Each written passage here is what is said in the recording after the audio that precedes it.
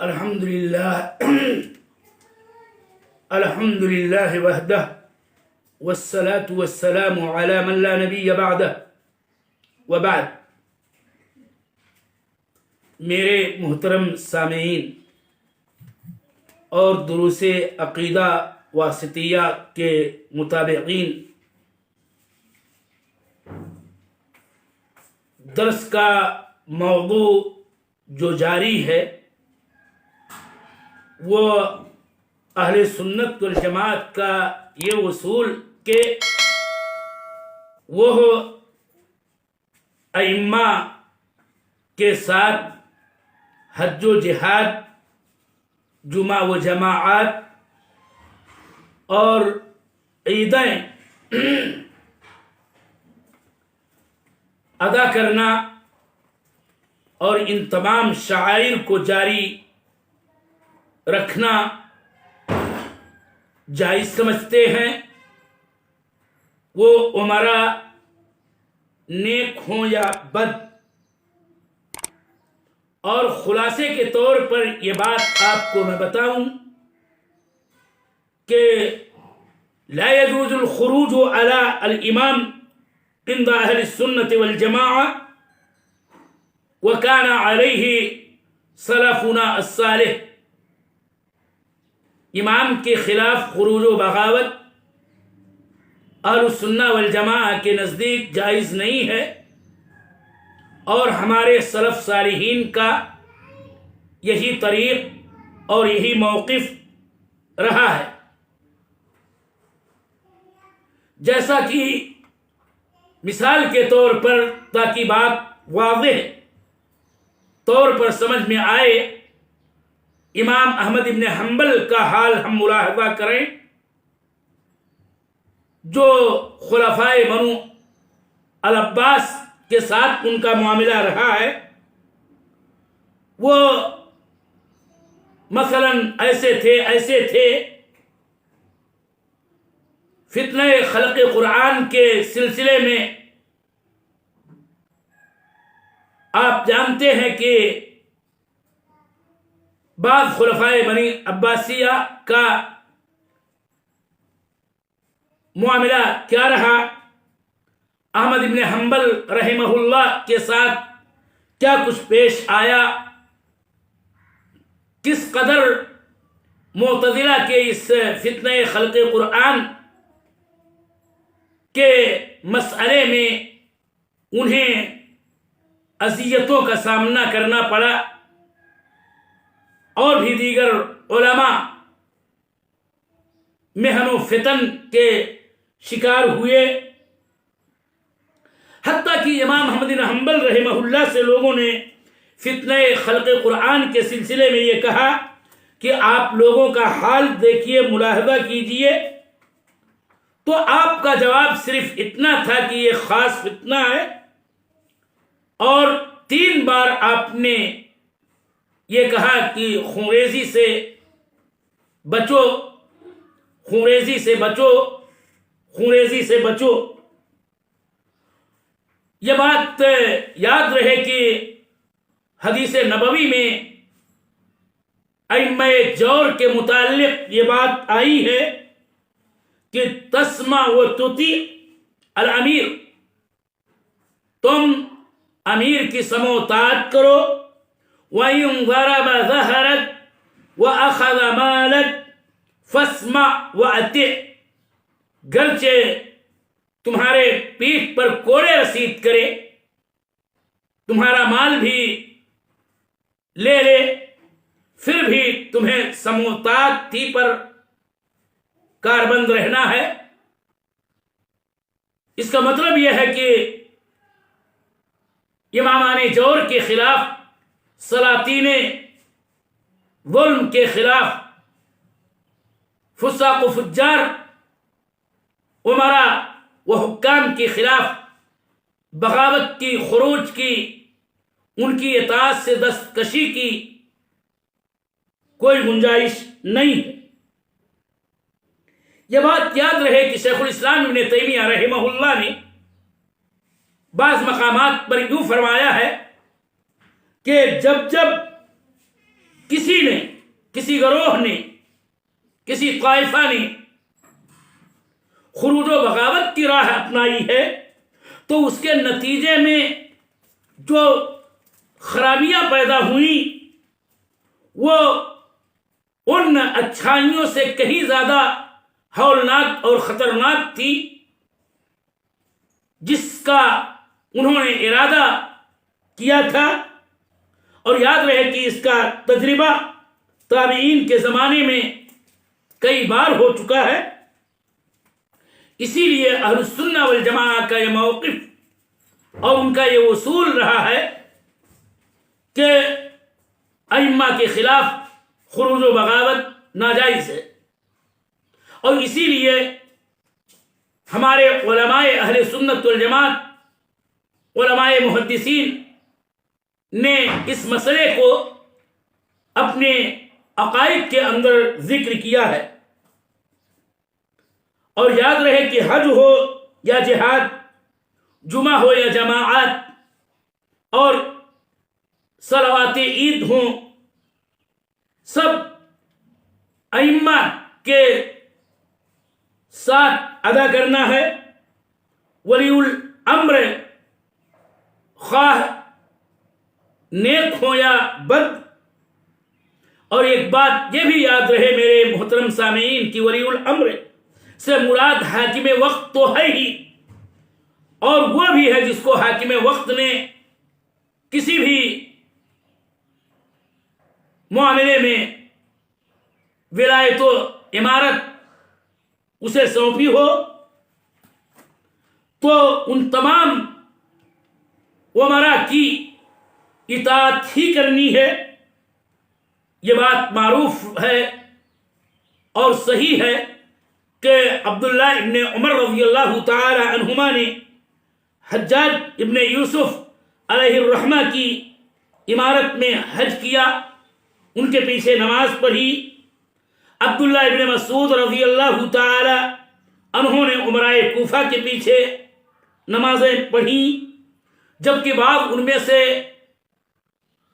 شارب الخمر تھے، وہ خمر پیتے تھے، حتیٰ کہ سکر کی حالت میں نماز بھی پڑھایا کرتے تھے. کہ ایسے ہی امیر نے ایک مرتبہ فجر کی نماز 2 رکعت پڑھانے کے بعد کہا اور زیادہ پڑھاؤں، تو کہا بھی گیا کہ ہم تو برابر ہی آپ کے پیچھے زائد رکعات پڑھتے رہے ہیں. تو یہ قصہ معروف ہے. اور یہاں پر ایک بات یہ بھی یاد رہے کہ امام کے خلاف خروج کی کوئی گنجائش نہیں ہے کہ مسلمانوں کا کلمہ منتشر ہو اور ان کے اندر اختلاف پیدا ہو، فرقت و انتشار کا دائرہ وسیع ہو اور جو مسلمانوں کی کمزوری کا باعث بنے. وہ حدیث بھی ہمیں یاد کرنی چاہیے جو اللہ کے نبی صلی اللہ علیہ وسلم سے صحیح ثابت ہے کہ ان اللہ لا یؤید ھذا الدین بالرجل الفاجر، کہ اللہ تعالی اس دین کی مدد رجل فاجر کے ذریعہ بھی کرتا رہتا ہے. خلاصۃ القول یہ ہے کہ امراء کے خلاف خروج اور بغاوت کی کوئی گنجائش نہیں ہے. یہی سلف صالحین کا طریق اور ان کا منہج و اصول رہا ہے. ایک بات فائدے کے طور پر یہ ذکر کی جا رہی ہے کہ امیر بہرحال وہی ہے جس کی امارت منعقد ہو جائے. یہاں پر میں یہ بات آپ کو ملخصاً علماء کی تحریروں سے استفادہ کرتے ہوئے بتا دینا چاہتا ہوں کہ ولایت 2 طریق سے منعقد ہوتی ہے کسی بھی والی کی، اور دونوں طریقے یہ ہیں. ایک ہے ولایت اختیار. ولایت اختیار کا مطلب یہ ہے کہ جو ارباب حل و عقد کے ذریعہ ولایت منعقد ہو اور اس کے لیے عام مسلمان اہل ایمان بیعت کریں اور اس پر متحد و متفق ہو جائیں. اور یہ ولایت کی بہترین شکل ہے، اور اسی ولایت اختیار ہی میں سے خلفائے اربعہ راشدین و مہدیین کی ولایت تھی۔ اسی میں معاویہ ابن ابی سفیان رضی اللہ تعالی عنہما کی بھی ولایت کا شمار ہوتا ہے کہ جب حسن رضی اللہ تعالی عنہ کے ساتھ مصالحت ہوئی اور انہوں نے ولایت و خلافت سے دستبرداری کر لی، تو تمام مسلمانوں نے معاویہ رضی اللہ تعالی عنہ کو اپنا امیر و حاکم تسلیم کیا اور ان کے لیے بیعت کی، اور اسی لیے اس سال کا نام بھی عام الجماعہ رکھا گیا، جو تاریخ کا مشہور ترین واقعہ ہے۔ یہ بات اپنی جگہ پر یاد رہے کہ ولایت اختیار تاریخ کے بعض ہی فترات کے اندر رہی ہے۔ دوسری ولایت کے انعقاد کی شکل و صورت، اس کو ولایت اجبار اور ولایت التغلب کے نام سے جانا جاتا ہے۔ بئی طور کی کوئی بھی مسلمانوں پر قوت کے ذریعہ غالب آ جائے اور ان سے بیعت لے، مسلمان اس سے بیعت کر لیں، اور اس طرح سے ان کی بھی بیعت لازم مانی جاتی ہے، اور اسی کو ولایت التغلب یا ولایت الاجبار کہا جاتا ہے۔ ولایت کی یہ نوع بھی صحیح اور درست ہی ہوتی ہے شرعاً، اور وہ والی اور وہ حاکم وہ بھی واجب الاتباع ہوتا ہے بحیثیت امیر المومنین کے اور حاکم المسلمین کے، اور اس کی اطاعت لازم ہوتی ہے، اور امیر کے جو بھی حقوق ہوتے ہیں ان کی ادائیگی رعایا پر واجب ہے۔ یہ الگ بات ہے کہ ولایت اختیار کے مقابل میں یہ بہت بہتر شکل نہیں مانی جاتی ہے۔ اگر ہم اسلامی تاریخ میں ولایت پر سرسری نگاہ ڈالیں تو پتہ یہ چلے گا کہ رسول اللہ صلی اللہ علیہ وسلم کی وفات کے بعد ابو بکر کی ولایت یہ اللہ کے رسول صلی اللہ علیہ وسلم کی جانب سے واضح اشاروں پر مبنی نص کی روشنی میں اور تمام اہل حل و عقد کے اجتماع اور عام مومنین کی بیعت کے ذریعہ منعقد ہوئی تھی۔ عمر ابن خطاب رضی اللہ تعالیٰ عنہ کی ولایت کا معاملہ یہ تھا کہ یہ ابو بکر رضی اللہ تعالیٰ عنہ کی جانب سے نامزد تھے، اور آپ نے ان کو اپنا ولی العہد بنا دیا تھا، اور پھر مسلمانوں نے آپ کی خلافت پر آپ سے بیعت کی۔ عثمان ابن عفان رضی اللہ تعالی عنہ کی ولایت کا مسئلہ معروف ہے کہ عمر ابن خطاب رضی اللہ تعالی عنہ نے زخمی ہونے کے بعد خلافت کو اور امر ولایت کو شورا بنا دیا تھا، اور 6 اشخاص کے اللہ کے رسول صلی اللہ علیہ وسلم بوقت وفات جن سے راضی اور خوش تھے انہی کے حوالے کر دیا تھا کہ مشورے کے ذریعہ اپنے میں سے جس کو چاہیں گے امیر بنا لیں گے، اپنا حاکم اور اپنا خلیفہ چن لیں گے۔ اور معاملہ اس پر منتج ہوا تھا کہ تمام اہل شورا نے عثمان غنی رضی اللہ تعالی عنہ کو خلیفہ چنا، اور عام مسلمانوں نے آپ کی بیعت کی، اور سبھی ان کی خلافت پر متحد و متفق رہے۔ جہاں تک علی رضی اللہ تعالی عنہ خلیفہ راشد چہارم کا مسئلہ ہے، ان کی ولایت اہل مدینہ کی بیعت کے ذریعہ منعقد ہوئی تھی۔ تمام لوگ اور دور دراز پھیلے ہوئے تمام کے تمام مسلمانوں کی بیعت نہیں منعقد ہو سکی تھی، اور اسی کے بعد فتنہ واقع ہوا، یہ تاریخ کا مسلمہ ہے، اور جو کچھ پیش آیا جیسا کہ صحیح تاریخ کے اندر مذکور ہے۔ جہاں تک ولایت معاویہ رضی اللہ تعالی عنہ کا معاملہ ہے تو یہ بات بھی یاد رہے کہ حسن رضی اللہ تعالی عنہ کی دستبرداری اور ان سے مصالحت کے بعد آپ کی ولایت بھی اختیاری تھی، اور تمام لوگوں کا آپ کی ولایت پر اتحاد و اتفاق تھا۔ اور اس کے بعد یزید ابن معاویہ رحمۃ اللہ علیہ کی ولایت کا معاملہ معروف ہے کہ معاویہ رضی اللہ تعالی عنہ نے ان کو اپنا ولی عہد بنایا اور ان کے لیے بیعت لی تھی، اور پھر جو معاملات پیش آئے، لیکن معاملہ یہ ہے اور اس بات کو ہم زیادہ اہمیت دیتے ہیں کہ ان کی بھی ولایت منعقد ہوئی، اور اس کے بعد سلسلہ چلتا رہا۔ تمام امراء و حکام جو کسی بھی طور پر مسلمانوں کے امر کے والی ہوئے